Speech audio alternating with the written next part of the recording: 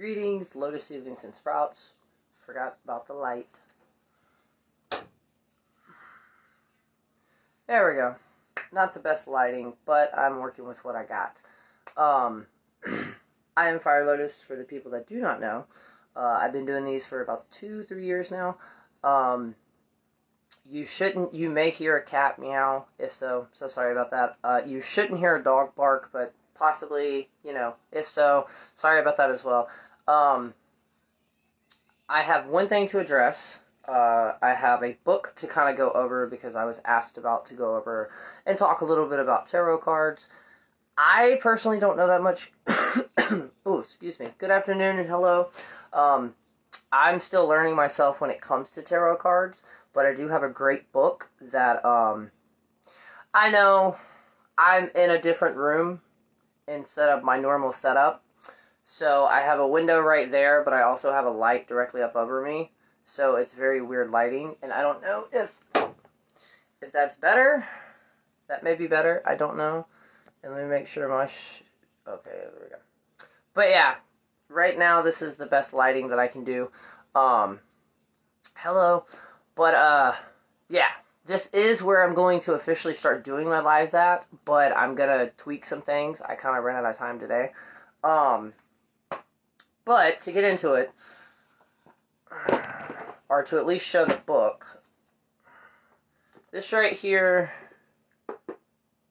see, I have a tiny one, but like it's to go and clip on the phone, but the way that I have my phone set up right now, it can't actually clip to it.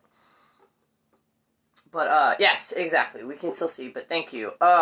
So the book that I'm about to recommend is Understanding and Using Tarot by Emily Peach. This is the book, and the reason I suggest it, she breaks down the entire card, and you can actually set your own card, or the deck that you have, there in the placement of that card. I do believe that she originally, of course, she suggests the Rider-Waite deck. I hope I said that right. But she goes over, let's see, using the book to your best advantage, a reader's checklist for uses of chapter 1 through 6. I'm looking for the index. I have not finished this book, primarily due to the fact that I've been focusing on my aura cards, and I've been using my tarot cards every now and then. Like, normally I've started using them together, but chapter 1, getting started, using the book to your best advantage, and then the introduction to the minor arcana, the suits of wands, the suits of cups, swords, pentacles, an introduction to the major arcana, signs and symbols, meditation, and visualization, and then the tarot and the 3, the horizon, and it basically breaks all of them down, and then external readings. But I mean, it's not really advanced. For anyone interested in tarot and Essential Facebook, please join. Yes, of course, join her group. It is an amazing group. You'll definitely learn more about tarot from that group, honestly, than me teaching. And it's just because I've had tarot decks. My very first one was something vampire. It was like a really, really gothic one, and it's also one of the reasons that I suggest against gifting someone a tarot deck. Just because I would prefer it in my own nature. I would prefer going out and picking my own deck. The one that was gifted to me originally was an advanced deck where it also went off astrology and symbolism, and it was very advanced. I love the artwork though. And then I am currently using, because I have 2 tarots. I have the Wild Unknown Tarot, and then I have the Green Witch Tarot.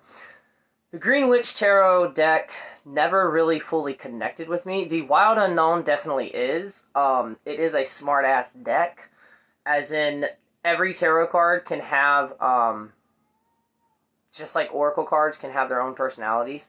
Some are going to be really, really easy to read. Others will make you work for it. Now, tarot in general, the one thing that a lot of people like about it is kind of more in-depth. It also depends on the reader. It depends on if you have an intuitive reader and then if you just have a reader of the cards. And yes, it's a really good, great, I cannot talk today. It's a really good group. But with tarot, you have, I believe there are 73 total, and you have the major arcana, which are major events that will happen in your life, and then you have the minor arcana, which are broke down into 4, and those each also represent something differently. Like, for example, cups, it's emotion, it's water. I think earth is like finances and like material things. But yeah, so like, and that's one of the reasons people automatically start with tarot, is because you can, and again, it does depend on the reader, I don't care what anyone says, it depends on the reader, because an intuitive reader may not even have to know the tarot in order to actually read it. And I personally, I don't care if you've been doing it for 30, 40 years, if I sit down and somebody pulls out the book that came with the deck, or pulls out a tarot, yeah, there's 78. But I actually like when somebody, even if they're an expert in them, actually does pull out a book, just because to me that shows that reader, or the person who's reading you, wants the most authentic reading that you can get. Tarot cards are not always about, your lover's being reunited with you, or, your ex is coming back. You can do so much, and it also depends on the spread. Hello. I'm an expert myself, just learning and loving. You're really good at it, though. I will definitely say you're really good. And what I mean by the reader is, it's just like oracle cards, too. And honestly, in my suggestion, from what I've learned from 2 specific decks, I would actually start out with an oracle deck. Only because, especially depending on what deck you have, which the Wild Unknown is kind of like my favorite oracle deck, which is Flowers from the Dead, and that's because Flowers from the Dead and technically the Wild Unknown, they were both created without an essential book. And the reason that is, for example, the Oracle deck, it only has 1 to 2 words on it, and then an image. So the reason she made that, and actually we found out during the interview that I did with her, or the conversation that I had with her, she's actually had a tarot deck out. She created her own. I don't think it's in print anymore, but I'm hoping that interview kind of inspired her to start printing it again. But she created Flowers from the Dead specifically to help people with oracle reading. With tarot reading eventually, because what that deck teaches you to do is it builds confidence in your own ability to interpret what you're seeing. With me, I've given multiple readings and none of them have been wrong. Not saying I'm a perfect, amazing reader, that's not what I'm saying, but I click with it. With tarot, everybody tries to focus on memorizing the card meaning or memorizing the symbols behind them. And due to that, they overthink it, and a lot of them just kind of get frustrated. With the Oracle deck, and technically the Wild Unknown, because it's the exact same way, it is the same way. That tarot deck, the Wild Unknown, it does come with a book, but she's very vague in a way with it, due to the fact,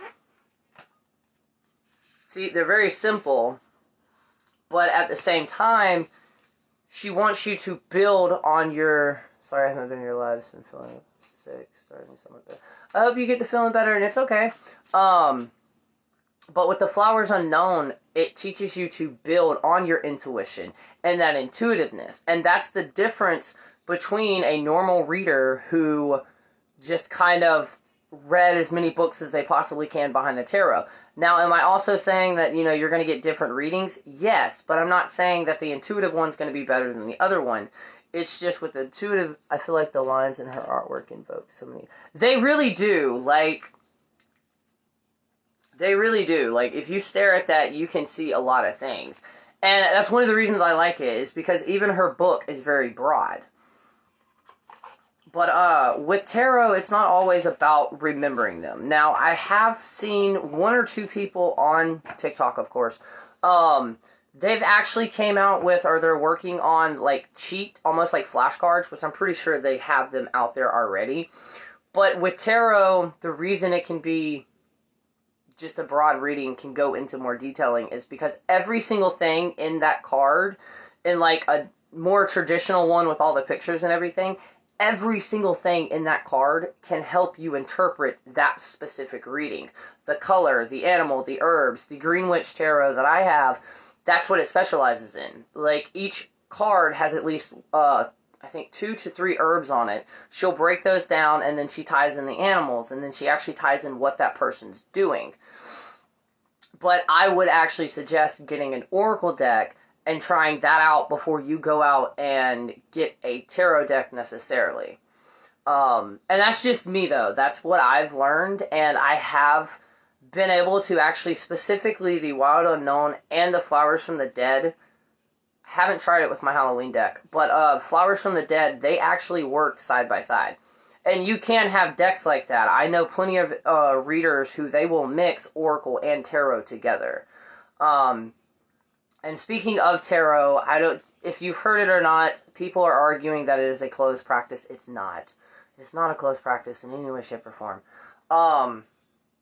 And slightly changing topic, I did want to also apologize to everybody because I used a word in my bio that some people it has recently been discussed that it is also, and you definitely don't have to be gifted your first deck either.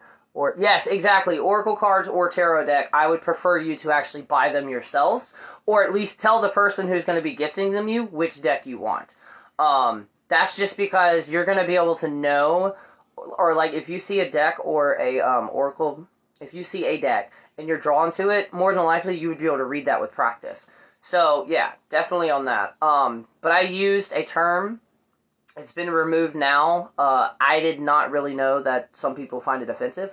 So that is officially taken off my bio information, and I seriously am so sorry about actually having that on there. I didn't really think when I did it. I've read tarot for years and recently started Oracle, and I really love them. Both are so far. I didn't conclude reading them both. I've been doing one or the other. That's what I would suggest too, like working one on the other, but eventually once you can read both, which like me, I have trouble with tarot cards. But I did it randomly on a whim because I gave myself a reading, and anyone can do any type of divination, or it could just be me, but me reading somebody else, everything comes out perfectly, everything's easy, perfect. Me reading myself, on the other hand, every single deck that I have fucking makes me work for it. Either that or makes complete no sense whatsoever. But one particular day, I did a reading with the Oracle cards, and then I wanted more info, so I did the Tarot cards, and it basically answered itself. And then I've given a couple of readings to people like that as well, where I may not give a full reading with like the tarot cards, but I'll pick 1 or 2 tarot cards after the end of the Oracle card to see if it affirmates the first reading, and normally they do. It'll either be the exact same thing, basically, just worded differently, or it'll be something that the first reading was kind of lacking. See, it's controversial, so I would really like someone to reach out from either side. Because my whole life I've only known to say that word, and I need to know what I'm supposed to replace it with. Pharaoh Tarot card. I love it. Oh, that's awesome. And, okay, the word, because I feel like we're also, like, being weirdly secret, but the word was gypsy. I've heard that the word that you're supposed to technically use is Romani, but I'm not for sure, and I think the reason people are saying gypsy is a, like, slur is because it was originally intended to be a slur word. It's almost like heathen originally. Well, the church kind of used heathen, the word heathen, as, like, an insult. But on the flip side of that, I've also heard that Romanis, or certain Romanis, are trying to actually take that word back and give them power. But I also want to know this as well, so if anybody sees this who is Romani or a part of that tradition, I would love to know this. I actually may make a TikTok on it just to see and get a conversation started, because as well, I was always taught that that's kind of what you called them, or the difference between Romani and gypsies were actually Romanis who practiced magic or some type of divinations or such and such like that. So I'm also very confused, and I don't know if it's always been like that, and it was just never brought to my attention, or is it also one of those newer conversations that started within like the past 3 or 4 years? I don't think it is, but it very well may have been. There's a lot of bullshit going on in certain witchy communities that's just no longer making sense. And now, especially on TikTok, like, a conversation was started on the whole closed practice and everything, and now you're having other practitioners. It's kind of funny, but at the same time, it's just annoying. They're trolling each other saying that their own specific practice is closed, which I don't think they're serious, and if they are, I disagree with that, because whenever I do get my path, my beliefs, and I can, like, kind of shape it and actually get it down on paper, you best believe I am announcing that and screaming that to the top of the world. Just because, and it's not even about, like, the whole fame or anything like that, it's just because I would not want that tradition, or my tradition in the way that I practice magic, to die out in any way, shape, or form. If anything, I would love to see, say I did it before I turned 35, right? By the time that I'm 60, I would love to see how it's evolved and what it's evolved to. And that's what I don't understand about all of that, is, like, carry on that knowledge. Don't let it die out. Like, and I mean, even research it. Like, you don't have to practice it if it is a close practice, but research it and at least know the history and culture behind that to kind of pass it on. But, you know, I think that's one of those conversations that, like, there's no right or wrong answer due to the fact nobody's really going to agree on it. And it's driving me crazy. Also, that podcast that I talked about, or that I shared, I think it was last night, if y'all haven't checked it out, specifically that episode, you totally should. And y'all know how I am. I'm transparent and honest about everything. So, like, I'm pretty sure everybody's picked up on some type of, like, awkwardness or weirdness with me lately. And it's because I had a dream that's fucked with me, and I'm currently going through, like, the, which most people in witchcraft, or most people in any area of life, once you get to a point to where either A, somebody asks you to teach them, B, like, even for a job, like, you finally moved up to, like, a manager position, and you're questioning everything you're doing. It's called Imposter Syndrome. I've talked about it before, and it's basically where your brain's like, that's wrong. You're second-guessing everything you're doing, and then it kind of snowballs, and you just completely, like, you feel like you're a fraud. But that specific episode, they kind of break it down when it comes to the pagan or witchy community, and that's because, and especially due to the internet, everybody's afraid of being wrong. Me, normally, there's nothing really, like, if somebody corrects me, that's what I do. Like, I would rather have the right information than the wrong information. But, especially on the internet, everybody's afraid to be wrong, that way they don't get called out. And that's currently what I'm going through, because the dream kind of evolved that, and the dream has triggered me to go through what I'm going through. So, like, I'm questioning a lot, but at the same time, I know that I'm just psyching myself out. It's very weird, but this is also stuff that's just not talked about. This newer trend, and no, this is not with everybody that makes content that's like a witch or a practitioner, and it's not really on YouTube. And if it is, it's behind closed doors. We all know it's primarily on one fucking app. But that app is making a lot of noise. And it's one of the first platforms that as many practitioners have been on it and can react to each other like they're doing now. But the problem is we're moving into this weird phase where people are flexing, and it drives me crazy. I'm sorry, but if you have to flex as a witch, or if you have to kind of, I wouldn't even say a bully. Hello, kind of like, I'm trying to think of another word besides flex. Basically brag. If you're having to encourage people of how knowledgeable and strong you are and how nobody should mess with you because you're a badass, I think you missed a couple of lessons while you were doing your research, because, and it could just be me, but a true practitioner will never have to flex. Because for one, it's not about the ego. It's not about who's powerful, who's whatever. And I think that's one of the problems that I'm seeing Now, with that, I'm not calling myself out on, I mean, I'm not saying I'm exempt from that, but I've never flexed, and I've never, like, warned people of how badass I am. Now, if it comes to it and somebody is fucked with me, that's a different story. I have made a couple of TikToks of, like, just saying, you know, I don't know who you are, I don't know why you're fucking with me or trying to, but let's just say you're not going to be happy. Other than that, though, I'm not going to sit there and be like, oh, well, I'm a death witch, so don't mess with me. No, it doesn't matter what type of witchcraft you're in.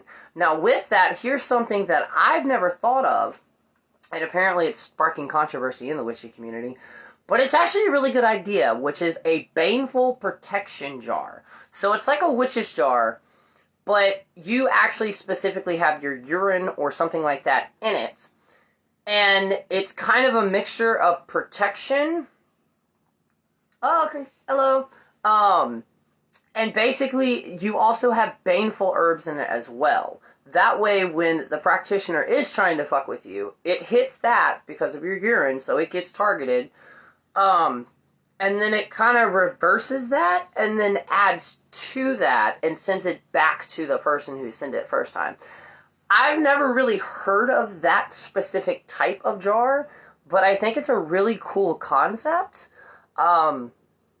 Just because, like I've always said, it doesn't matter if you do baneful magic or not, whether you're afraid of the karma or the repercussions or anything like that. That does not make you weak as a practitioner. That actually makes you smart. Even in traditional witchcraft, the Crooked Path, this book right here, he states that. Like, one of the most number one things that give a witch intelligence and kind of, like, you can tell they're seasoned is because they know the responsibility that comes with it of when is the right time to do something to protect yourself or to protect your loved one. And then you have to think of the repercussions. But that's not just with baneful magic either. That's also with healing magic. Every single amount of magic that we do, especially when it comes to another person, there are a lot of things that need to be taken into account before that spell is cast. Not saying you have to ask permission, that just depends on the witch, but how's it going to affect their psyche? How's it going to affect their health? How's it going to affect their life? By healing them or by changing this, what else is going to, like a domino effect, what else will be affected by that?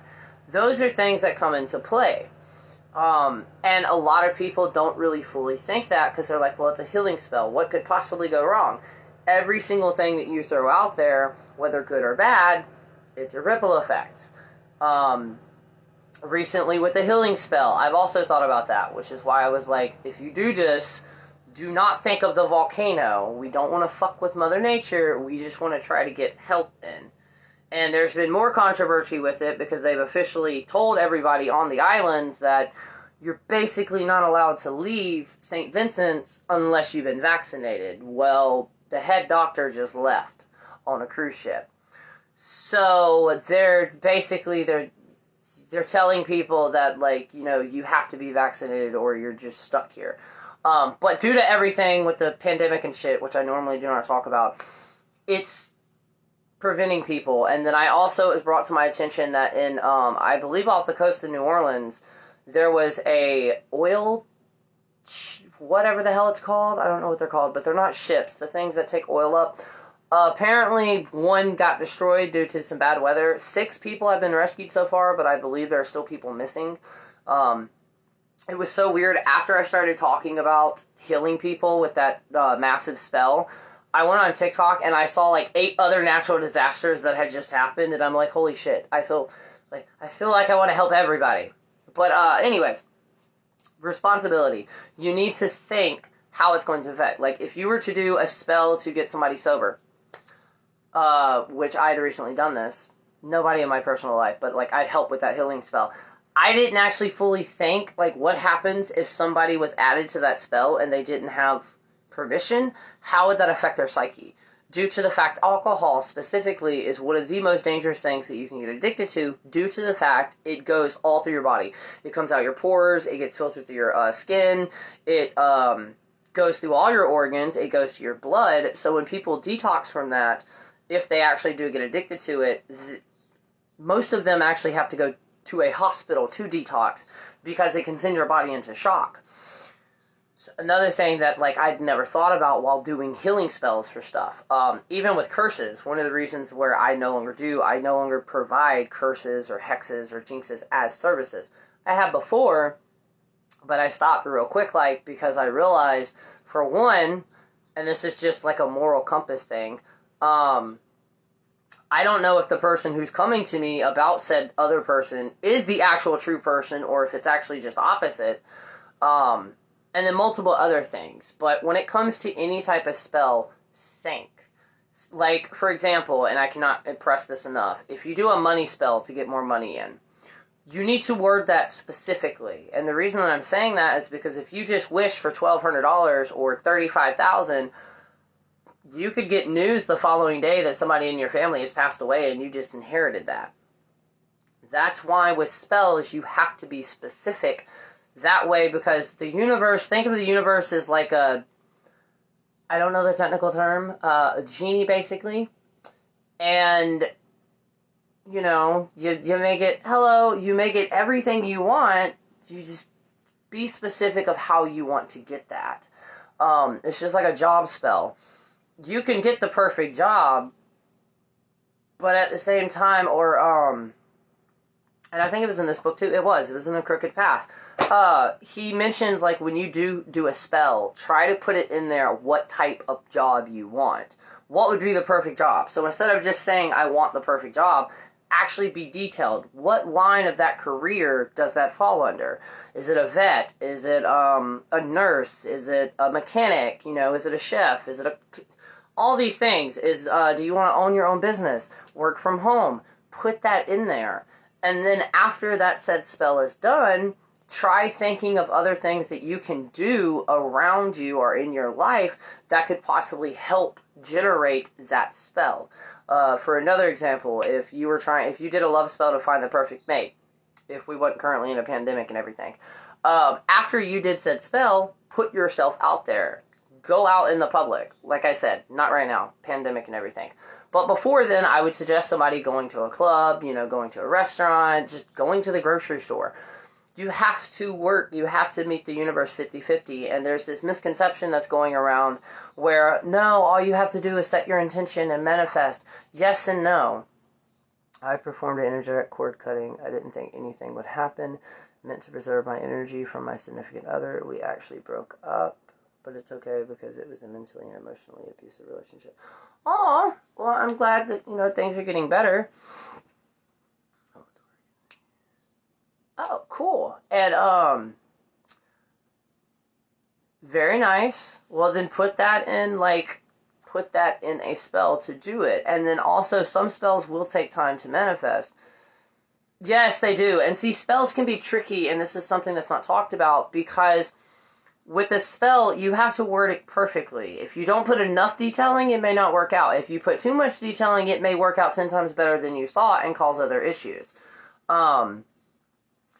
But, and like I said, with intention and manifestation, they're kind of all the same thing. They're just slightly different.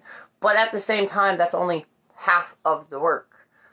Putting herbs in a candle and burning them, that's only half the work. You need all of these to come together, including energy and how to direct it, and just doing it. People are getting this conception in their head where, no, I just need to mix some herbs up, throw it in a candle, throw some oil on it, and light it. Even if you add sigils and runes, you still have to direct that energy. And I know different people direct energy differently. I use my hands, or I'll use a pendulum, or a athame, or a sword, or a necklace that I'm wearing, depending on the necklace. Other people, even from, this is something that I've never talked about, the Magician series. One of the reasons that series did so well is because it actually has chaos magic in it. The hand motions that they do in that show, those are real. They're coming from, it's kind of like, I don't know who wrote it, because I do know it was a book series. I think it was a book, it was a book series, and they got turned into a TV show. But some of the beliefs and some of the things that they teach in that, or show in that, it is part of either chaos magic or different techniques from different cultures. Excuse me. And I didn't know that. Like, I did not know that at all, but it actually is. And from what I understand, chaos magic is just kind of... Because I used to call myself a chaos witch before I actually found the definition. But it's basically strategically placing everything to get the best outcome. I'm still doing research on it myself. And I just haven't got a book yet. Cool thing is, holy shit, I forgot to tell y'all. I woke up this morning to a message on on TikTok from one of my followings. And I'm going to see if anybody's interested in it, let me know, and I'll see if I can send you the link, because I don't think I'm going to be able to post it on Facebook. But remember in the Honey Jar book that I have, there was a 5-volume, 5-book, over 1,500 pages of witchcraft, conjure, hoodoo, and I think another practice that this one guy did over the course of like 20 years, where he interviewed different people who practices this. One of my followers actually practices conjure and hoodoo. I believe they do. They're a practitioner. They sent me the link, so I have full access to everything, all 1,500 pages.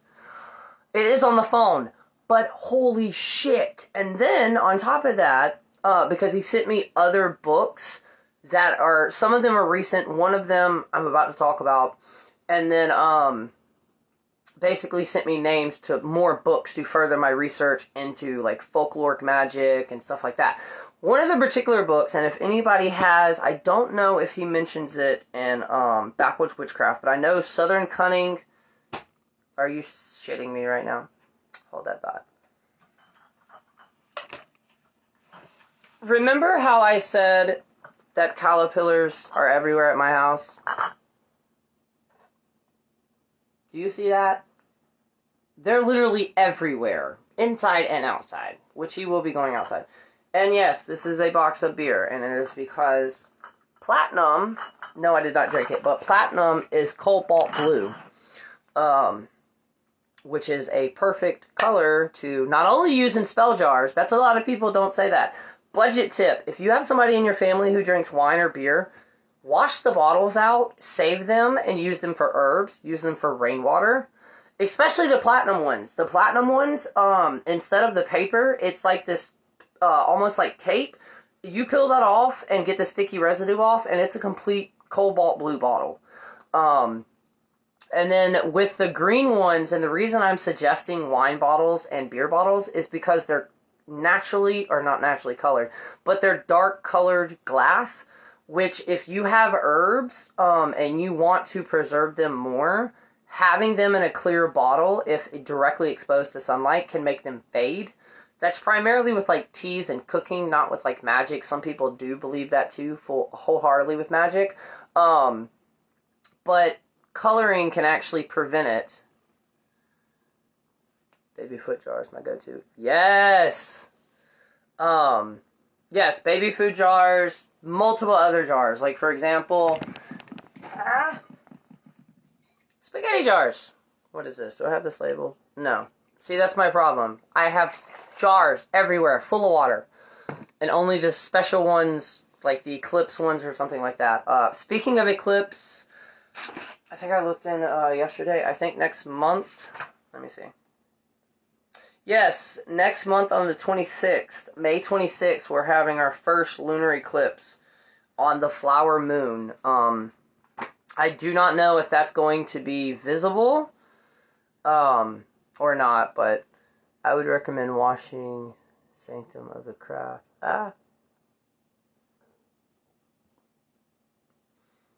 Sanctum of the Craft on YouTube. Melissa is a cunning woman. Oh, thank you so much. Appalachian Magic and her husband is a chaos magician. They're actually... Thank you! I'm actually going to write that down. Thank you. That's what I'm actually trying to look for, because I've been, I'm going to try to work out a schedule to where, like, on Instagram and stuff, or TikTok, I'm only on there for a certain amount of time, and I want to start being able to, I need YouTubers, which, one of my favorite ones did start posting again, not Witchfoot, Lady Grave Dancer. She posted two recent videos And the second video is about spirits on her land because she just recently moved. The second one, though, at the very end of it, she does teach you how to make money oil or water. I think it's oil, though.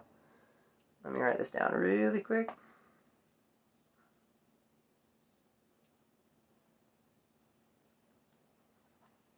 And my pen was like, nope, we're not going to write this.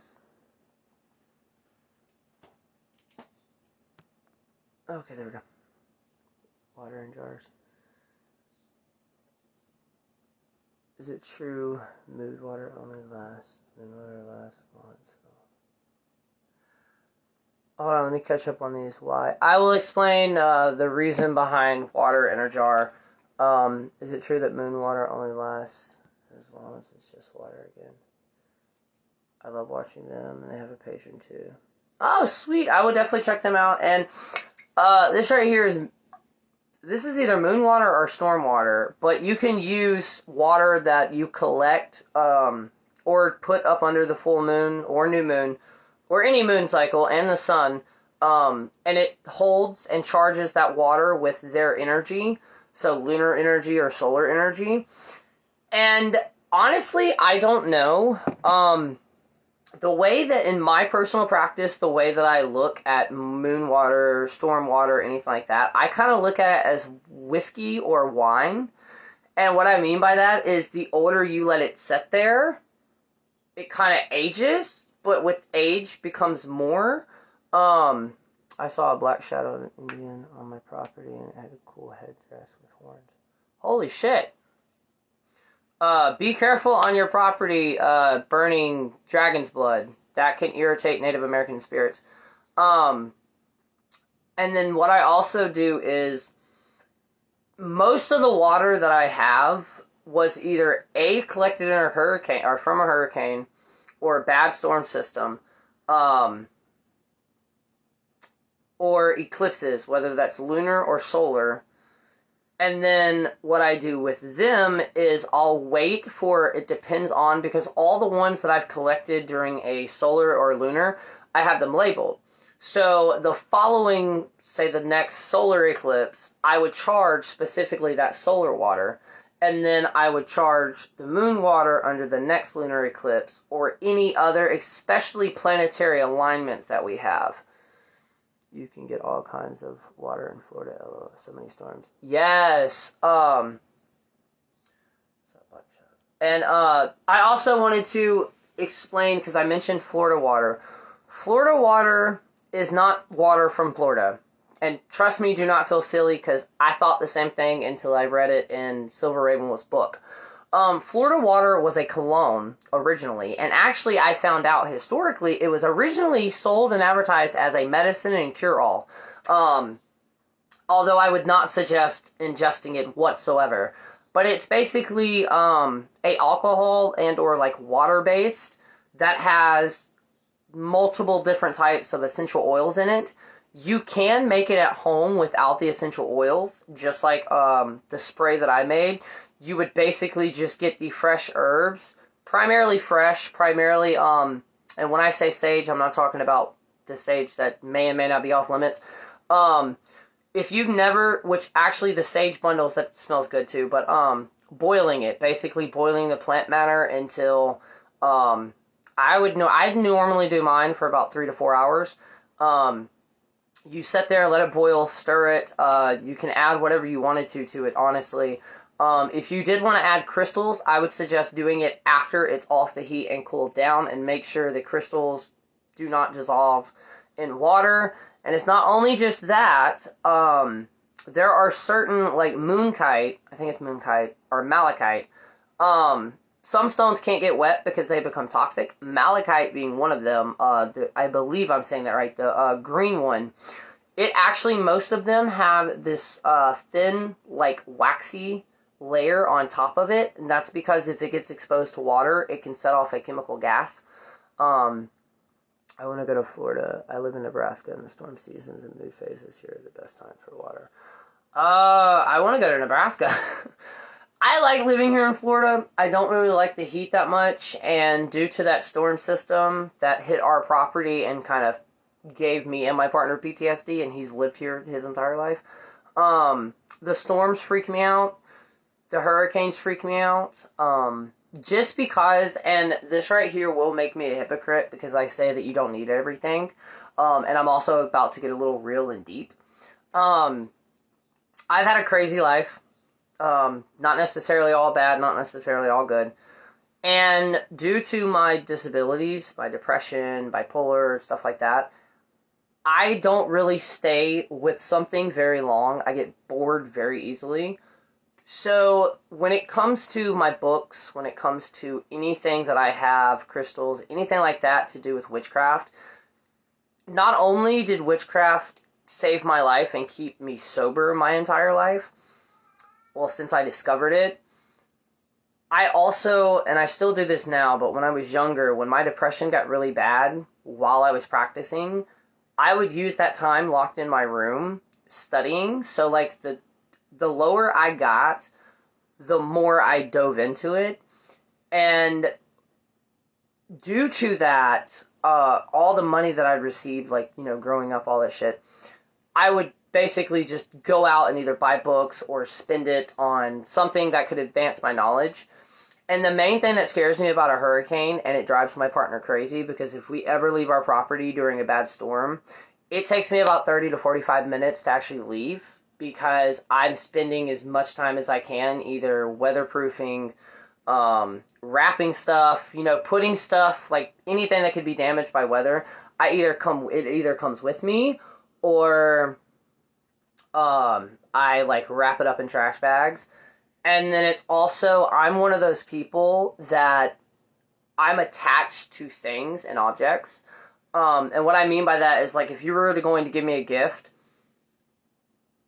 I would rather have like a homemade gift or a gift that you like split time and effort in versus something else. So like I have 4 boxes that I pack, and that's either crystals or jewelry or certain objects that I have that remind me of certain people that I will take with me. So like the whole hurricane thing scares the hell out of me. 9 a.m. snowing, 11 a.m. thunderstorms, 3 degrees, 7 degrees, sunny Nebraska. Nebraska, besides the snow, Nebraska does sound like Florida. I've lived in two places, up in the part of Alabama that I got when I was way younger in the 90s. We did get snow. But I used to live in Chattanooga, Tennessee for like a year and a half. And let me tell you, this was before I came out, and this is before I even discovered witchcraft. The family members that I were living with, they used to be Catholic and they converted over. AKA, they did not believe in birth control. They had a total of 15 kids who lived in one house, on top of me and my brother and my mother. And they made their money by making giant 10 Commandment pictures that they sold to like state houses and stuff. And we were all homeschooled. They also did not believe in sugar or anything artificial. So when I mean organic, wheat, all that stuff, yeah. And they had the same meal every week, every day, every week, at the same time. Yeah. But anyways, I was there when it snowed, and I still remember walking outside and like everything being covered in like, not a foot of snow, but it was a lot. I think when you've lived here all your life and used to hurricane damage and storms over, you kind of don't get attached to things much anymore. At least for me. No, my partner's the same way. With me, for some reason, I feel like this is the only thing I have to show for 28 years. But, knock on wood, and I have a giant piece of cedar tree right next to me. But we've been okay. And the way his father told me, or my father-in-law told me, was, basically, the place we're staying at now, it stood this long, so it's going to continue staying. I was homeschooled, too. I was homeschooled until, for a year, and then when I went back to public school, I got held back because they lost my school records. It was bad. But believe it or not, though, because I moved a lot, I moved about probably a total of like 30 times in my life. Not a little bit more, and that's not an exaggeration. I'm really good at packing shit. But my partner's the same way. He's like, you know, I grew up here in Florida, Except for tornadoes. That's the only thing he's not used to, but I am. Because I freaked out when we first got here because Florida, they don't have hurricane alarms. Like, at all. And in Alabama, that's a thing. At the first Thursday of every week, or the first Wednesday of every week, they test them. And you can Google, if you've never heard one, you can totally Google it. YouTube it. They have videos of it. But normally they're at firehouses or community centers. Well, see, the same. And we've had more tornadoes here in Florida in the past 3 years than I've ever really heard of them. And where we live at, that's the main problem. The reason we get hit with so much weather is because the way our house is set, we have a lake directly in front of us. Well, it's the tree line that fucks us up, because if the wind's traveling on the trees and then all of a sudden it goes foof, it picks up speed. Like, we get storms like oceans do. We've watched one storm roll up, and it was the first week we stayed here, and it ripped 4 screens out just by the sheer wind force. Tornadoes in Ohio go hand in hand. Yes, my family is in Gadsden. Alarms all the time, and they're terrifying. Yes, they are. I live in a really small town, and the horn goes off every day at noon. Oh, wow, I've never heard of that one. But yeah, so, like, tornadoes, they do freak me out, but at the same time, like, I kind of grew up around them. Hurricanes, on the other hand, yeah, Alabama got hit by them, and then in Gainesville, interesting fact about Gainesville, Florida, one of the reasons that it became, and it is becoming what it's becoming, is because when they first found Gainesville, I believe this was around the time, my partner can tell the story better, there was a girl who went missing, and this billionaire went to go try to find her. In the process of that, they discovered Gainesville. And the reason Gainesville is so unique, besides it being the city of trees, and you can literally be in smack dab in the middle of this town and turn and you're in the country, but it's got a lot of trees. Due to that, and a lot of canopy coverage. So due to that, when storm systems roll in, it has to go through all of the trees before it actually hits the city. So it gets buffered a lot. Out here, it's very interesting because where I specifically live, without giving my location away, there are a lot of lakes, natural lakes. You have some that are really big and some really small. There are some that are smaller than the one that's in my front yard. I've realized that also affects the storms because, like, we'll get alerts because where we're living, we're in between 2 counties. I will say that much. We're in between 2 counties. So I get weather updates on both sides. And a lot of them, like today, we're actually supposed to get some storms. They will either A, directly hit us head on, like we'll either get smacked from this side of the house or directly in front of the house, or they get right close to our lake and then they go completely around. Not to say that we have not had terrifying ones. Any storm system, the one that hit us, that it was actually around the time I first started these, and a witch fell. So anybody new here, and if you've never used storm water or hurricane water, here's something to take in mind. I collected hurricane water for the very first time. And I used it in a cleansing bath, because you can. Think about that. Storm, water, natural, washes everything away. I didn't set my intentions right while using it. And so say I took my bath at like 5 o'clock that day. 3 o'clock that morning, we got woke up to a sonic boom. When I mean we got woke up, I jumped about a foot off the bed when it happened.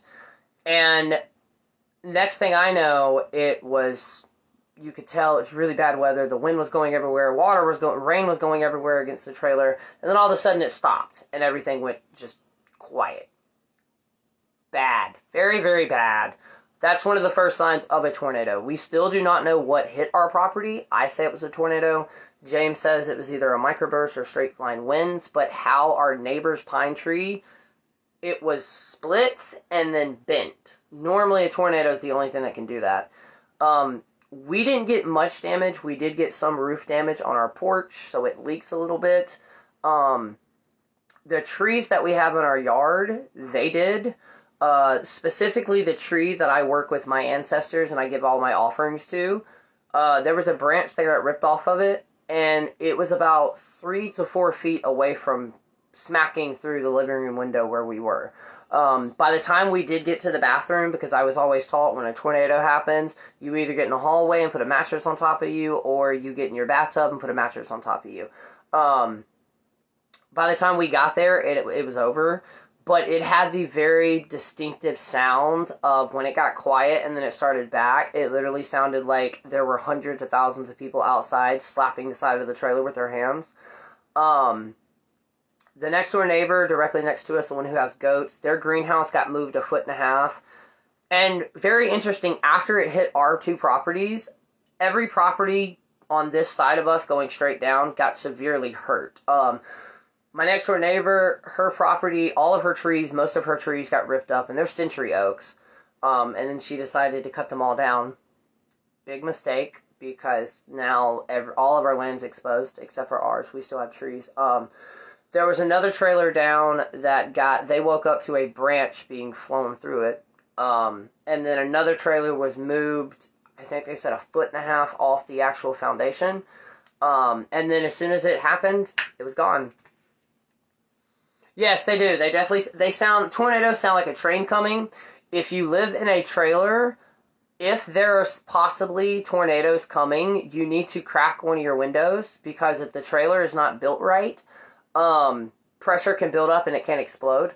So that's one way. It sounds like a train coming. And like I said before, if it's storming like crazy as fuck and then all of a sudden it stops, you need to seek shelter ASAP. And then it also depends on what type of clouds. If you see a lot of low-hanging clouds, definitely keep an eye out for that too. Yes, it will. It will explode.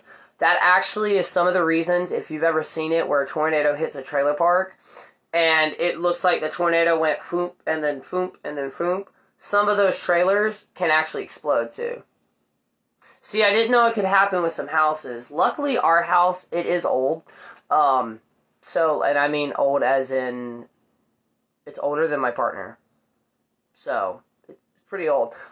So there are a lot of drafts in it, so we really don't have to worry about that.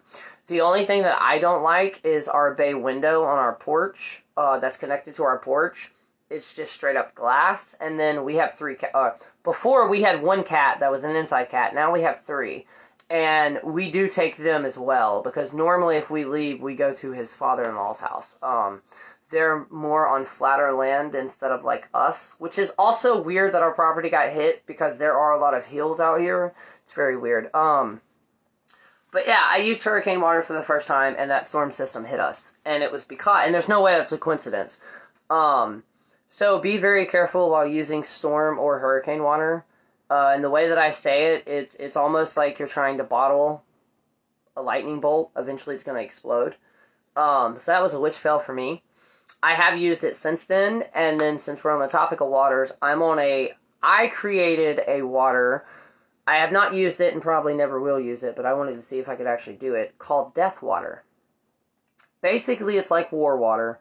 For one, before I go into this, war water is not something to be easily made, depending on if you're making it as protection and to go on your altar, that's different, due to the fact it's oxidized water, basically, mixed with iron nails and rust. Iron nails and traditionally swamp water, or like mucky lake water, and Spanish moss.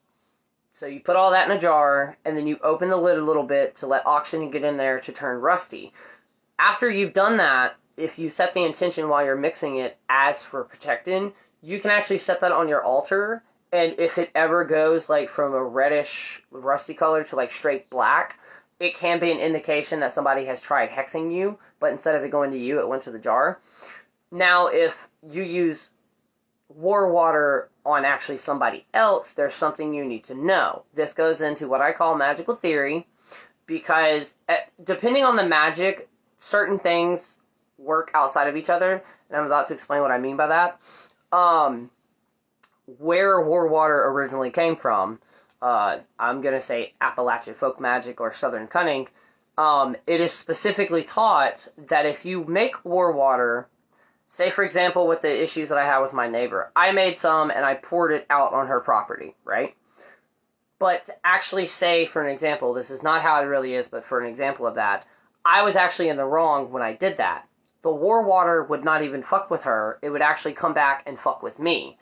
So be very careful if you do use war water on somebody else.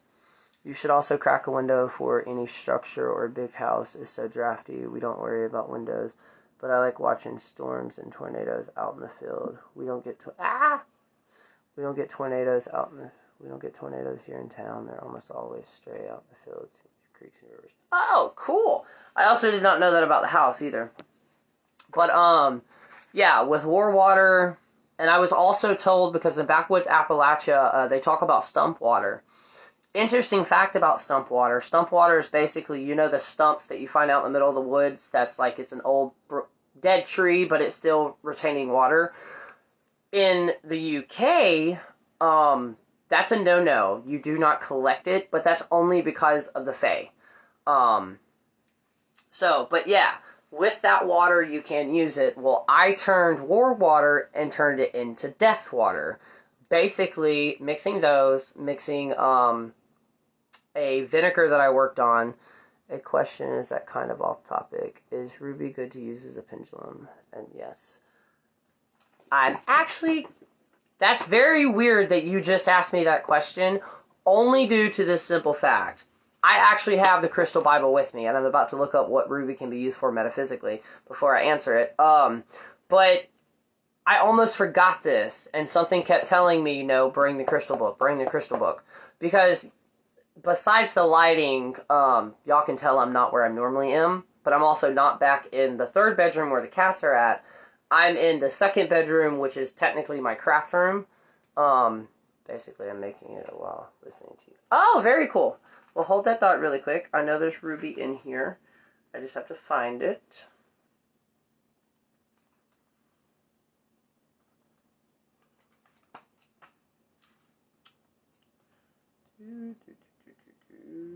Ruby. Okay. Let's see.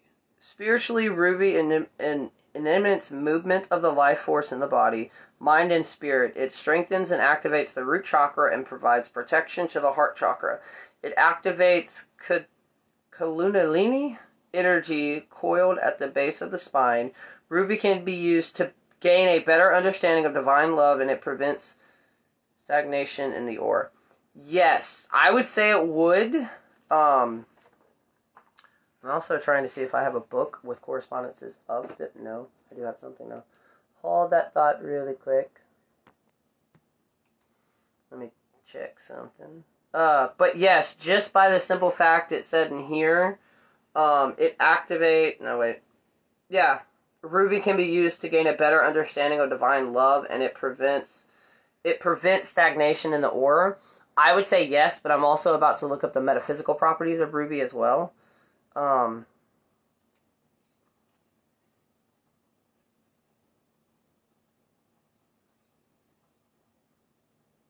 Oh, this phone is slow.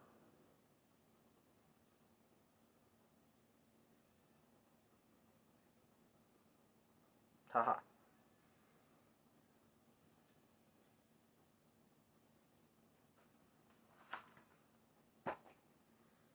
It's been associated with improved energy, connection, concentration, clarity. Yes, it would be a really great one too, because especially for a pendulum, because you're using a pendulum, so you're definitely going to want clarity in what you're asking, and that specific song will actually help with it. Good talking to you, friend. Gotta go. Definitely check out this when you get a chance. Okay. I hope you have a great day, and I definitely will. I'm going to check it out as soon as I get through with this. But yeah, with the death water, I mixed a vinegar mixture that I had already made called Lotus Hollow vinegar. But I mixed that, a couple of herbs, and then our property normally has this weird thing with flies in the summertime. So as I was killing them in the house, I was collecting them and putting it in that. and then there's a couple of nails, and of course there's Spanish moss in there. So it's kind of like, it's not a water to bring death per se, but I'm going to perfect it to where, and there are oils out there too, but it's to where if you were trying to end something, like end a job or end a phase or something like that, so instead of a new beginning, it's the exact opposite. It will be able to be used in the craft to possibly protect, of course, but to also potentially use it as like to end something. Yes, have a blessed day. Or you too. I don't know why I just read that. But it's very cool to make stuff like that. And I always test it. But the main thing that I want to start working on, and these are also something that you could bring into y'all's craft, and I've talked about it before, if you think somebody is messing with you, there are technically spells to be able to reveal that person or to be able to figure out what person has used it. For an example, and it's not really a spell, I just don't know what else to call them. I've done one before where I made a list of existential. For one, I went through proper steps and actually did find out somebody was messing with me and a couple other people. So I made a list of people that I know in my life that could possibly be doing it. And this was like 2 years ago. So I basically, after that list, I worded it to where if anybody on this list is trying to mess with me in a negative way, they need to have nightmares. Not like horrid nightmares, it wasn't torture or anything like that. It was just nightmares. Right after that, the night after that, I had one of the people on that list randomly message me talking about nightmares that they had that night. So they gave themselves up without even realizing they gave themselves up.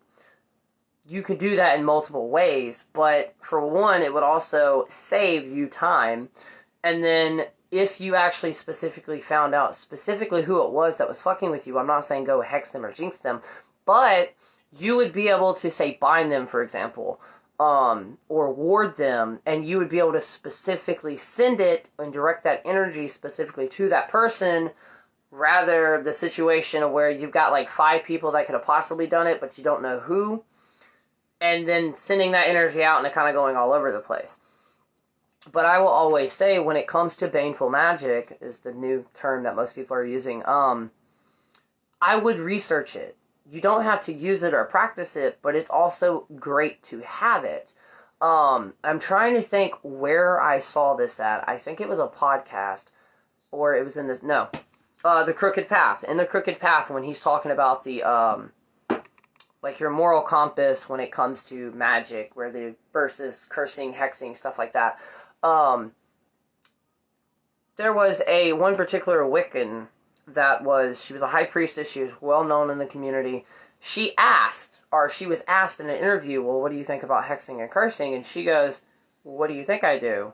She's like, just because we have the Wiccan read doesn't mean we cannot protect ourselves and protect our coven members or members of the community. She goes, of course it would be a last resort, but you gotta do what you gotta do. And she was a Wiccan. If I'm not mistaken, she may have been the person who wrote the Wiccan Read, because it's not old, it's just a poem. But people have taken that to heart.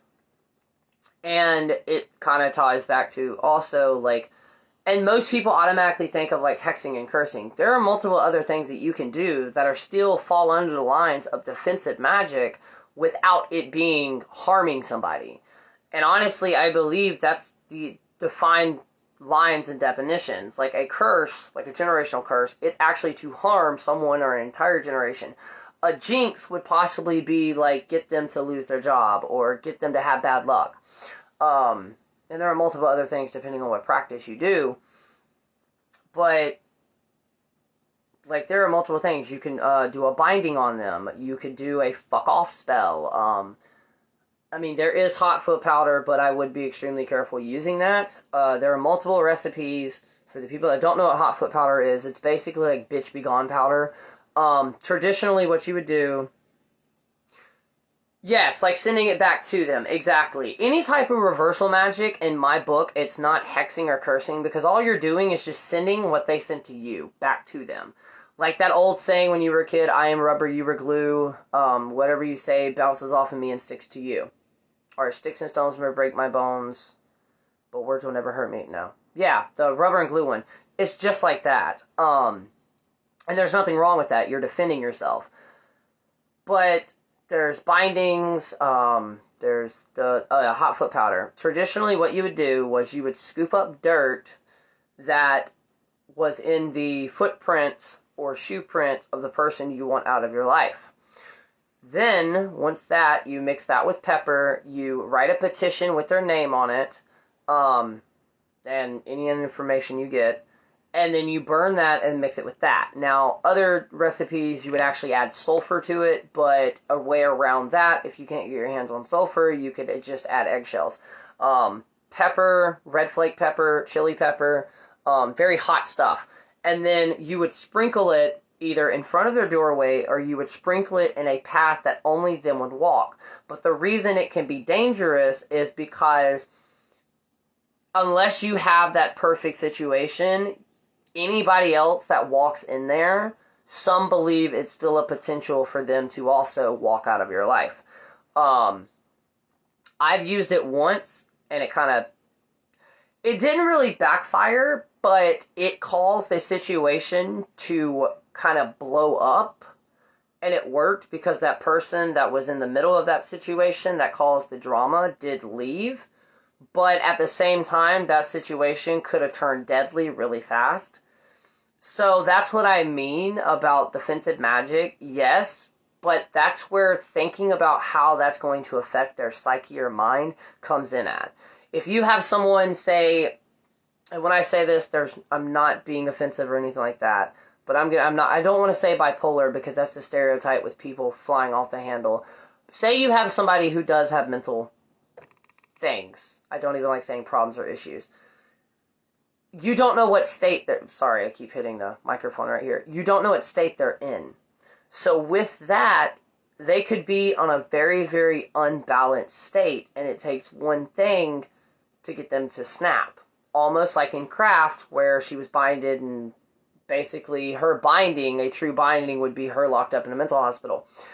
All it would take is one situation. So you binding them, whether they fully understand what's happening, I do believe that you would feel that.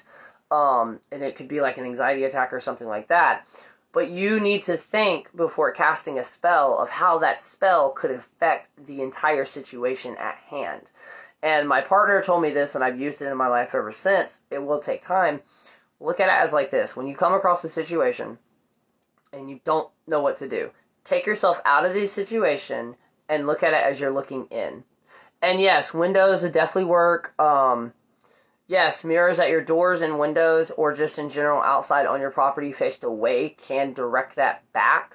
And that's one of the reasons, like, if you do have a mirror break, if you are superstitious and you break a mirror, the superstition that I learned to reverse that is to go outside and carefully have someone break a drinking bottle over your feet. Well, not over your feet, but in front of you.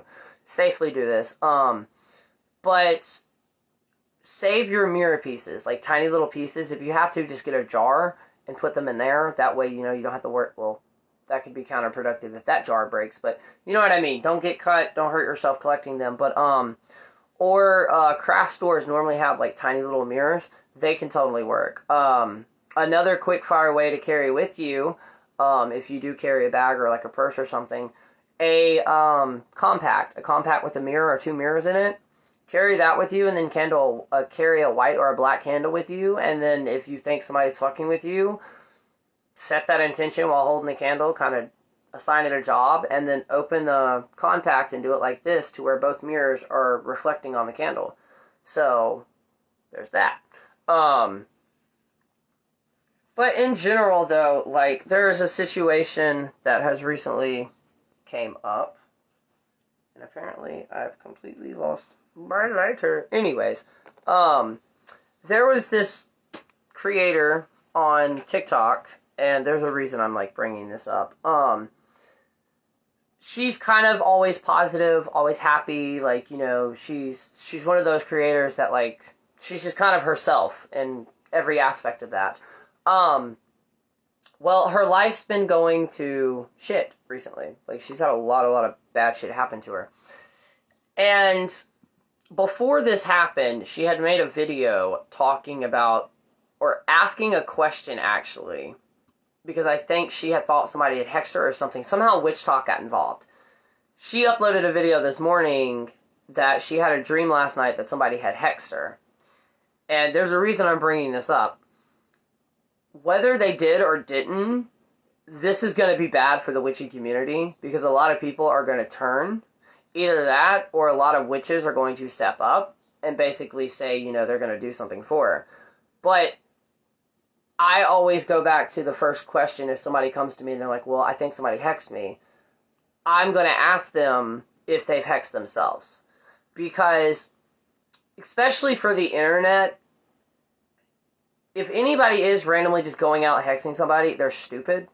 And obviously they're not educated enough to know, like, it's going to fuck you up eventually. In some way, shape, or form, it's going to fuck you up.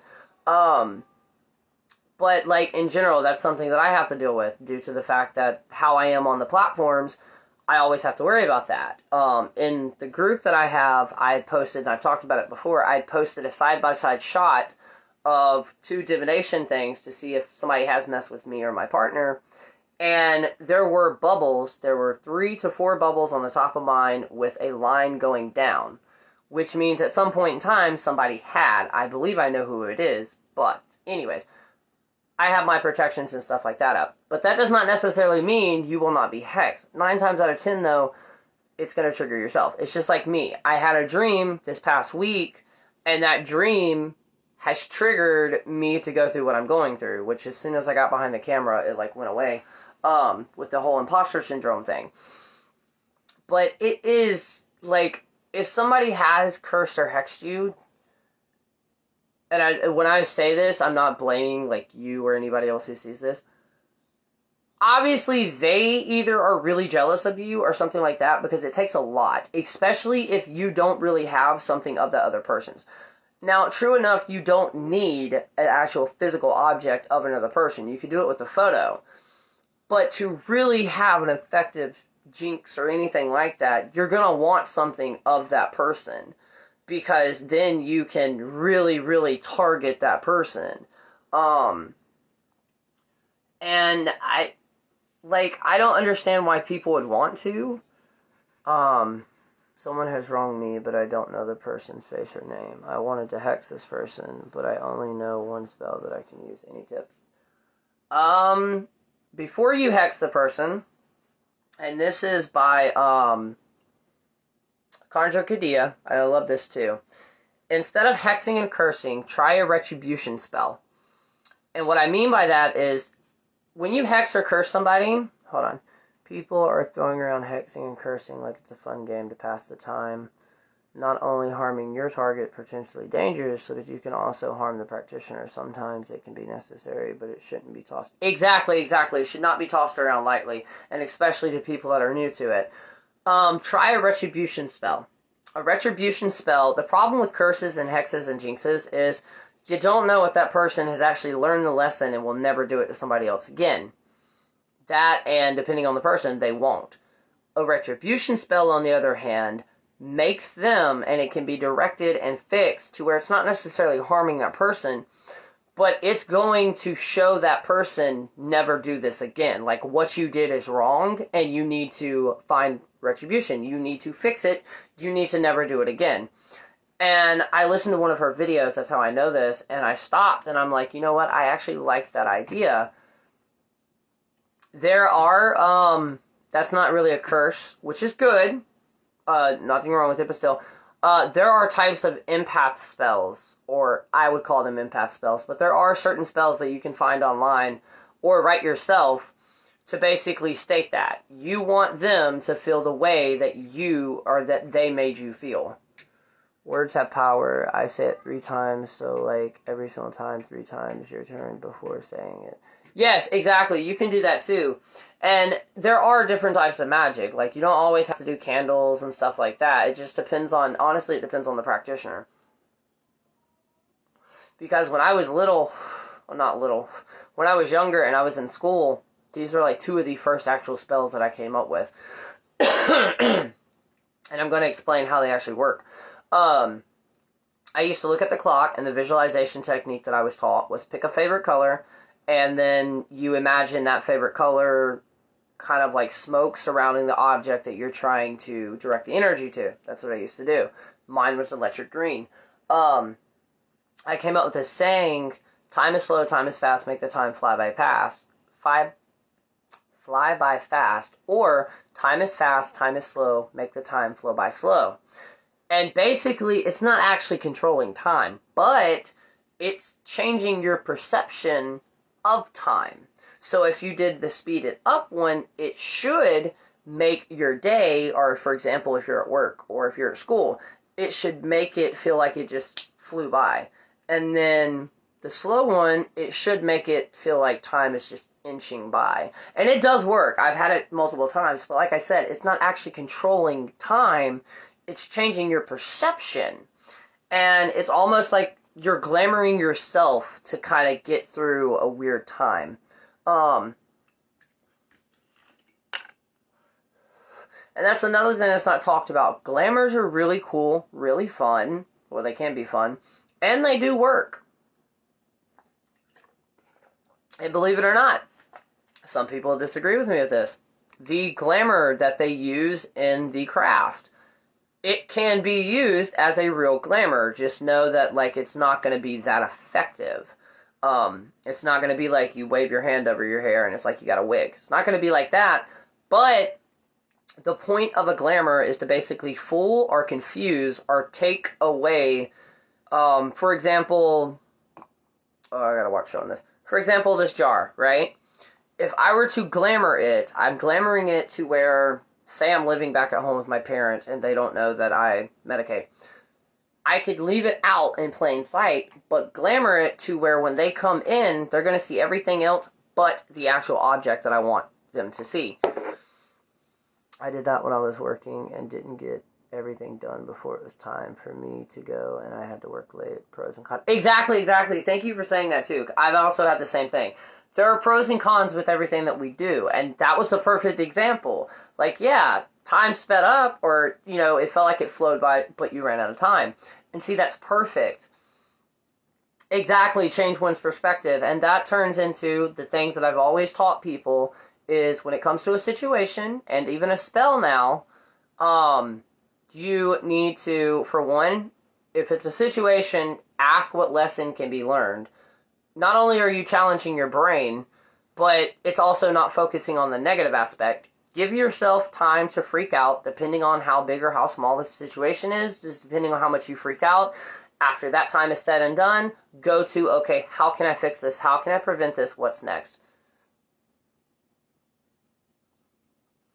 I'm actually in the process of switching over to vaping. I just have to get an actual vape.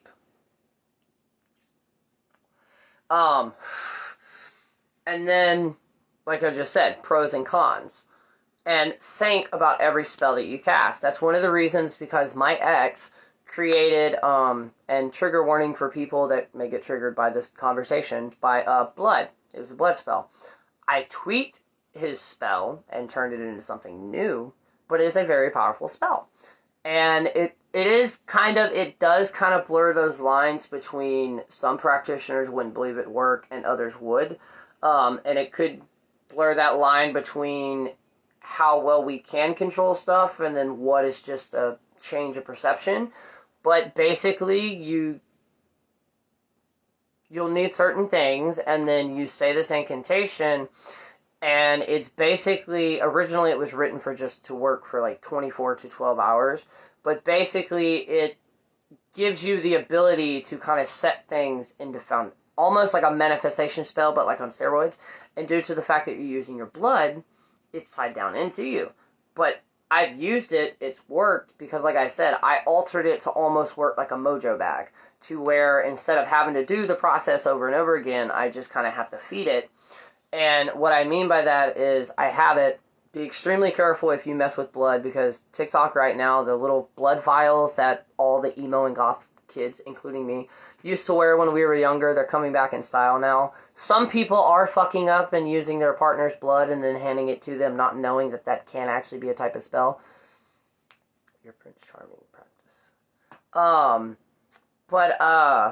Yeah, when you do this, or with me, since I have it in a form, in a container, almost, and y'all would laugh at me if y'all actually know the container that I have it in, due to what show it's from. Anyways, anytime I'm in the house and, like, I accidentally nick myself, instead of wasting that, and because I do practice blood magic sometimes, but instead of wasting that, like wiping it off, I'll either use something very carefully that's sterilized to just put it in that container, or I have certain objects on my altar that I charge with blood. Now, do I go out and do like they do in the show and like get a diet? No, that's bad.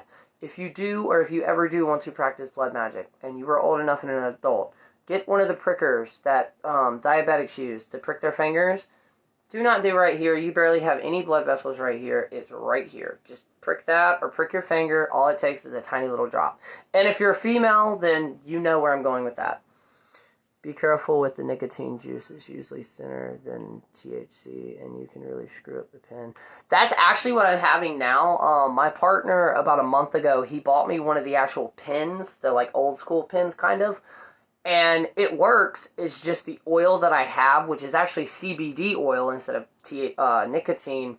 It's actually thicker than it's supposed to be, so it burned the atomizer up. But very soon, within the next couple of days, because I have a giant tank, I just have to have the right rig for it. I'm going to actually go. There's also something that I just learned that's a new thing with certain vapes oil. So if y'all do know anybody who does vape, this is something to check into. Apparently, there's a new warning going around that some vape oils may contain formaldehyde, which is an embalming fluid.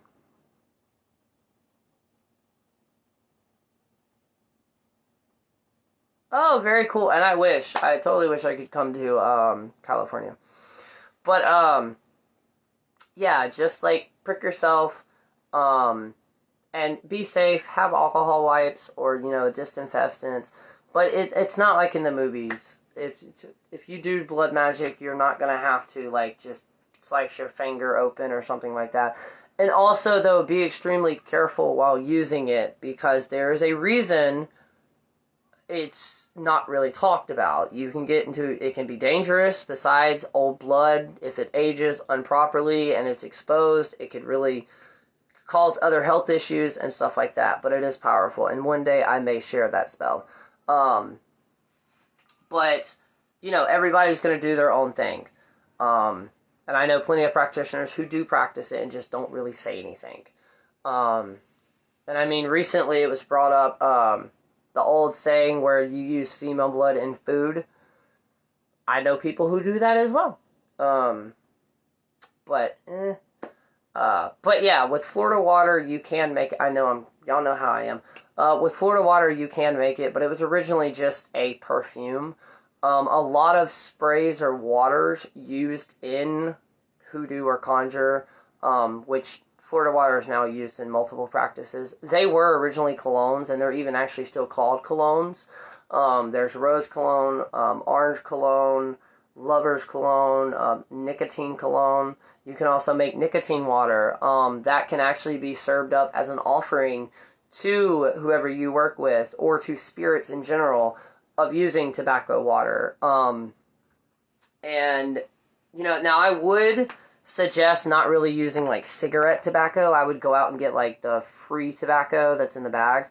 Also, with blood magic, make sure you're keeping the skin clean. And yes, exactly. Anything to do with blood magic, it's just like doing a piercing or a tattoo. You need to make sure that your skin area is clean before pricked. Don't use or recycle pricks or anything like that. Sanitize everything. Make sure everything is cleaned afterwards, and keep up with it. Like it was said, you don't want an infection, because I do believe that if you were to do that and get an infection, it could actually be like, it could affect the spell that you used it with. Now, some people would say differently, but that's just how I view it. But it's not necessary, though. Trust me, it's not. For an example, I knew somebody who was going to make what was it, Seven Thieves oil, vinegar. Basically, it was a type of hoodoo or conjure, but it was considered baneful. And this person was used to using plants, but mixing them with this and adding the other things that it called for, the energy is different.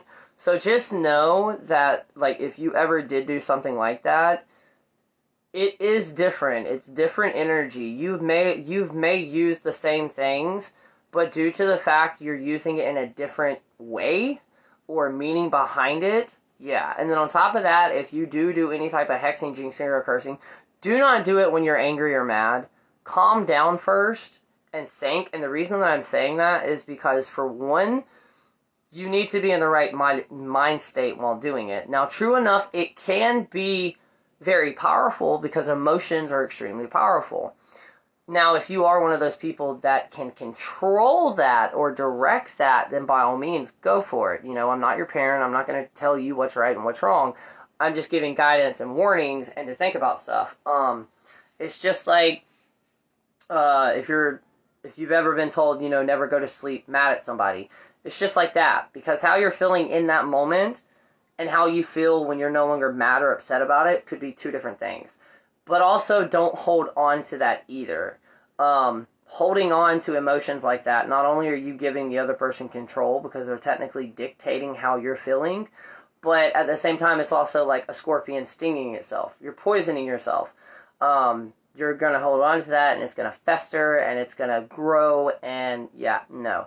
Now, there are different ways that you can get rid of emotions like that. One of the first ones that I learned, and it was out of a Spell a Day Almanac, is to burn an incense. And you are the incense, and the smoke that's coming off of it is just your frustration and stuff like that. So, very cool. I love cypress. I love working with cypress too. And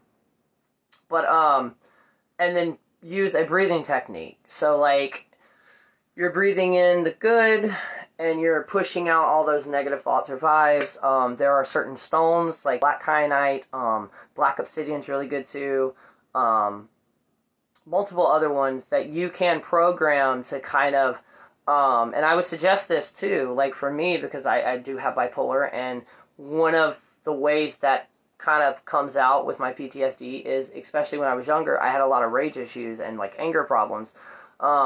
So I got this tiny little box, like a jewelry box. It doesn't have to be big or special, just big enough to fit that stone in. And I got black cloth, had the black cloth in there, and I did have some type of, I think I had salt.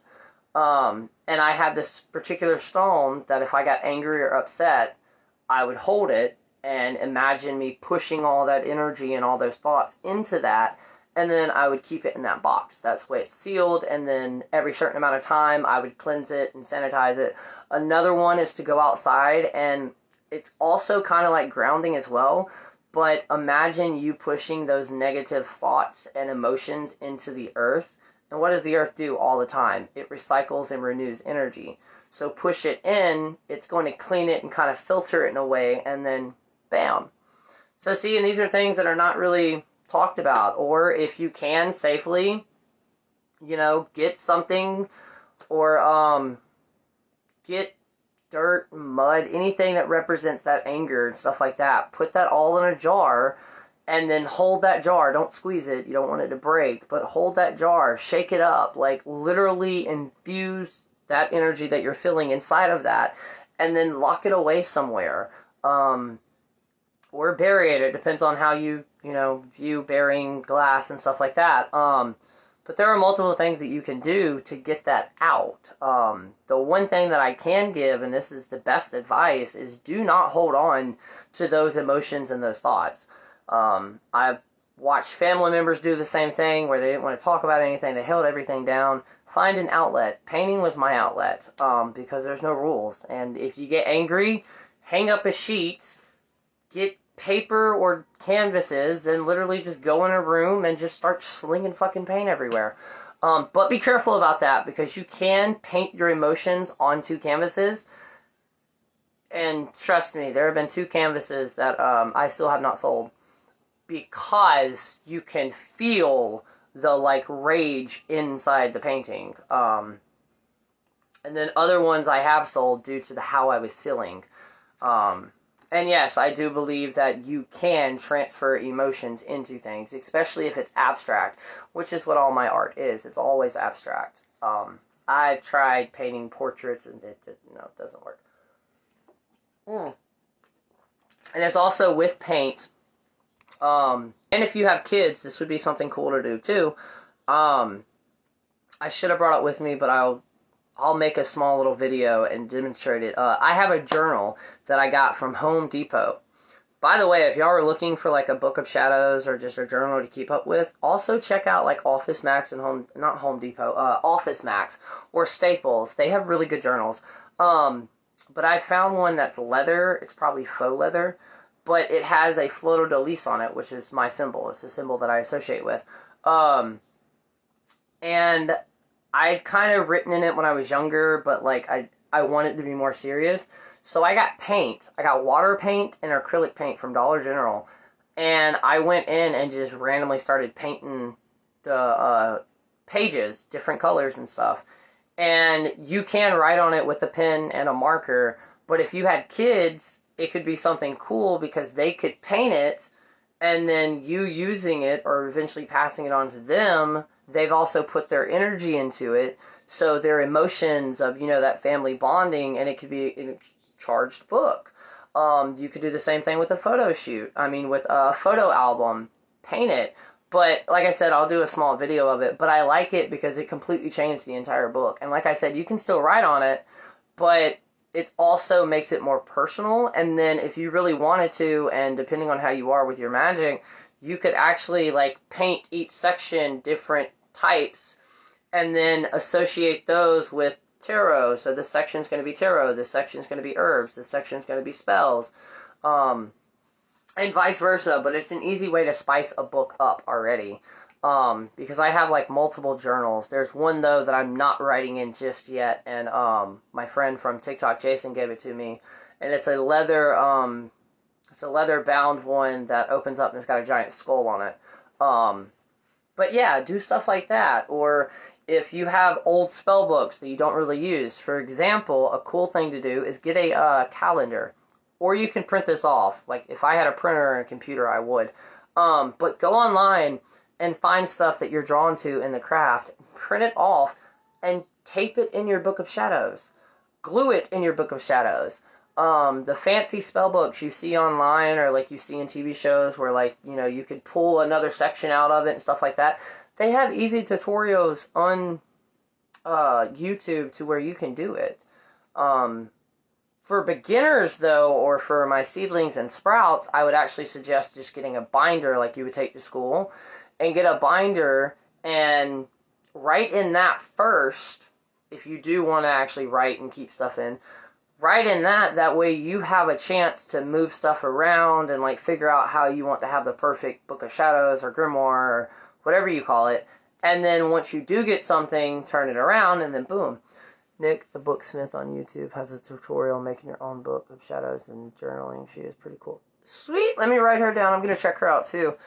I have another one that I was trying to work on, but I never actually finished it. I've got like 8 projects going right now that's not online. That I have to finish. I also have a table I have to finish, but I've got to get resin for it before I can finish it. My partner, I think I've showed it to y'all. My partner, when he was at work, he saw somebody was throwing out this table. I wrote it down. I'm definitely going to check her out. He found this table that somebody was tossing to the side of the road, and it's cypress. It's a cypress table. But the top of it split down the middle, and then somebody like tried to nail it together from the bottom. So I plan on fixing it and changing it around. Another cool project to do, if y'all wanted a specific like altar table or something like that, Buy Sell and Trade is a great place to check out too. But Walmart or Dollar General, or you could also find this at a thrift store. What my stuff is on right now is just one of those square black tables that's like kind of different types of cardboard that's got the little It's got 4 legs you can screw into it. I saw someone on YouTube, actually, not TikTok, YouTube, get the same table, and they cut out the center of it and sealed it, like with the sealer paint, and then put plastic in it and turned it into a succulent garden. So, like, imagine having an altar with an actual garden in the center of it. Very cool idea. Or, like I talked about in yesterday's live, and it does not have to be a round table, but get a table of any sort, make a perfect circle in it, and if you're very interested in astrology, something that just blew up TikTok was, this woman, she actually has a giant round table, but get a round table, look up the dimensions and the degrees on the planets, and like how apart they are in a natal chart, and then use crystals that are associated with those planets, and you can actually keep up with the planets using an astrology table. And I saw one DUI where this girl just got a regular square table, traced a giant circle in it, and then traced another one in it, broke down the houses, the 12 houses where all the planets would go, and she checks it every day. She checks where they're at, and she'll actually move them depending on where they're at. So it's like one of those old school sundials, or for anybody who's seen the Dark Crystal series, I think it's called Dark Crystal, where the observer's looking at it and all the planets are moving around, create one of those. I'd never even thought about it either. But those are things that can be done that, and then another thing that I just heard of and I found out, they have Astrology Dice. So like each dice, there are 3 sets, and for your, it would be your rising, basically your 3, your sun, your moon, and your rising. And they're like the D&D dice, and you just roll them, and depending on what they are is the planet. So I thought that was pretty cool too. Also, I just realized that the birth chart that I created was wrong. My mother kept telling me the wrong time. She told me AM instead of PM, but I checked my birth certificate. And yeah, I am not I do not have Sagittarian in me, which I thought I did. I do have Pisces. Pisces is in Mercury on my birth chart. So that explains a couple of things.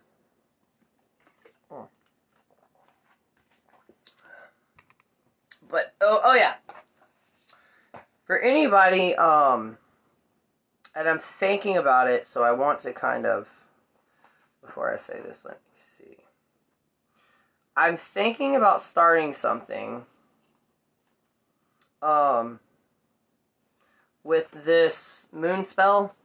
The, moon spells, how to use the phases of the moon to get what you want. I want to see if I could figure out a way to, like, depending on what moon phase we're on, randomly throughout the week, like one day a week, I want to look up the moon phase and then kind of read out a spell to do there, if it's broke down that way. I've got to see how it's broke down. Creating magical alphabet. Okay, yeah, no. No, I may be able to. Because I want to start sharing some of the things that I have in here. But I may start doing it in a group. Speaking of that, if you're watching this and if you see this, and if you have not joined yet, and if you're interested, message me on my page and I'll send you a direct link to the Facebook group. Now, the reason I keep pressing this is because one day I would like to have a Patreon, but right now I don't have the time and or my computer fixed yet.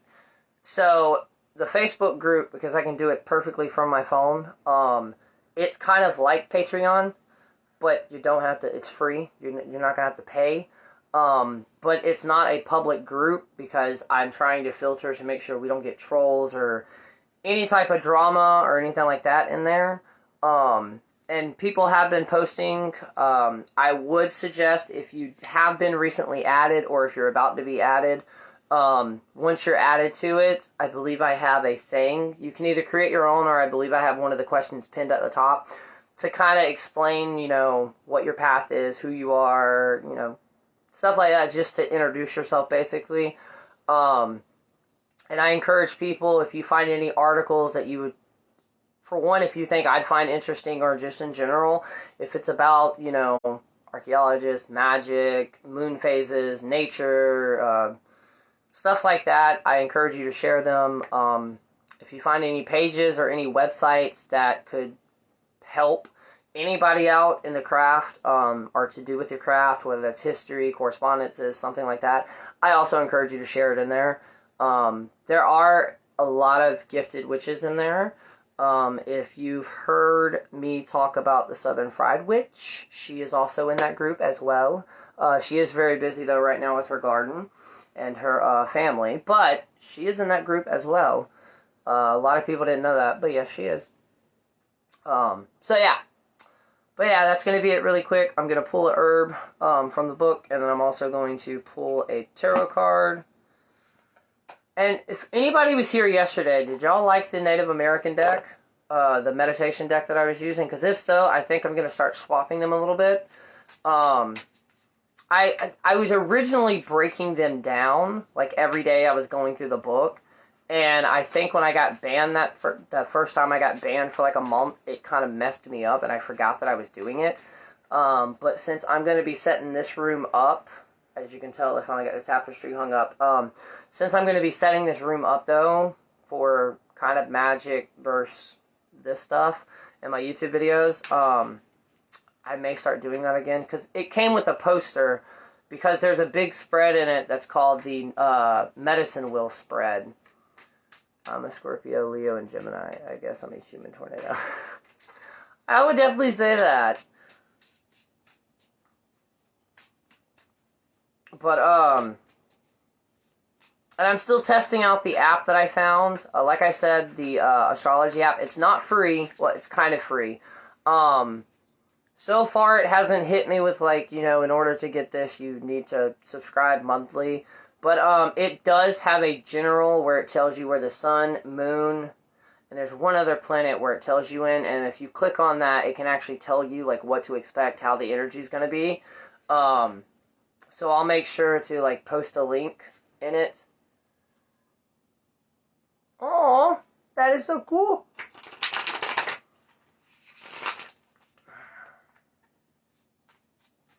And then y'all know I don't do lives on Fridays, so after this, I will see y'all Monday. And then, what is next week? Let me look at a calendar.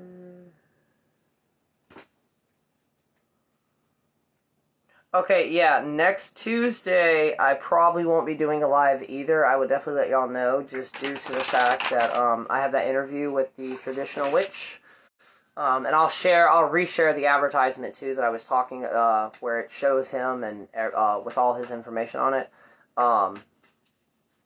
Because I've got to check what time we agreed on that I would do that interview.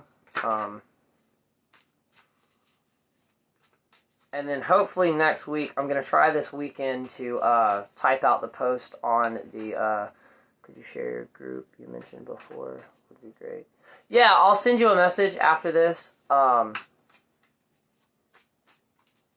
way you can be added to it. And if anybody else wants to, just let me know. Either direct message me on here, or I'll go back and try to message you on the page and send you a direct link. Okay. So the card today, I think it's 8. Is that 8?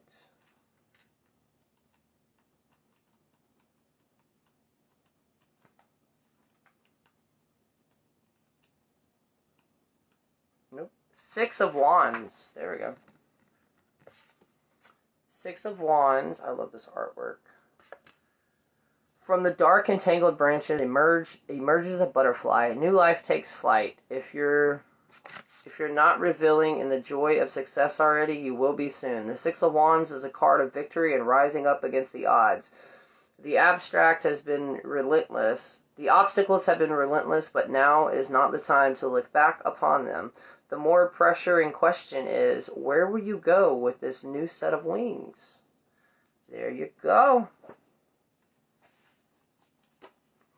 I remember the first time that card came up, it actually matched what we were talking about. Okay, and the next will be the herb.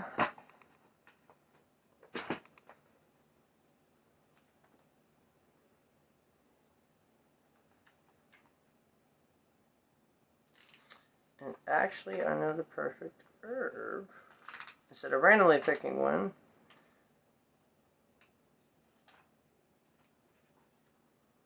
yeah, the butterfly hit hard.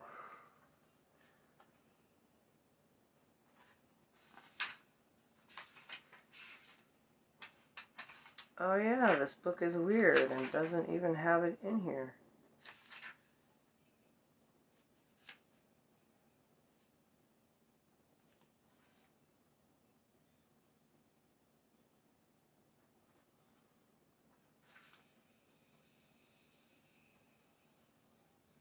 Oh, here we go. Wheat. Today's is wheat. The energy is feminine.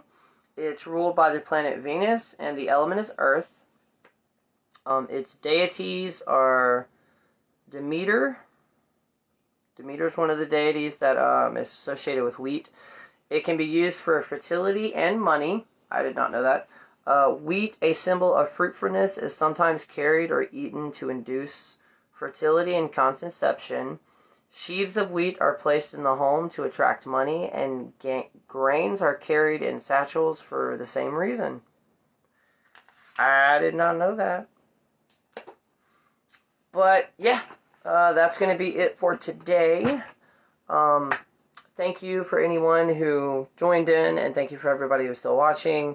For all the likes, the shares, all the questions. I love it. And yeah, until then, I will see y'all Monday. If anything happens or if I have any special announcements, just know that I'll probably start going live. That way everybody gets the notification and sees it. So yeah, until then, I will see y'all then. Peace.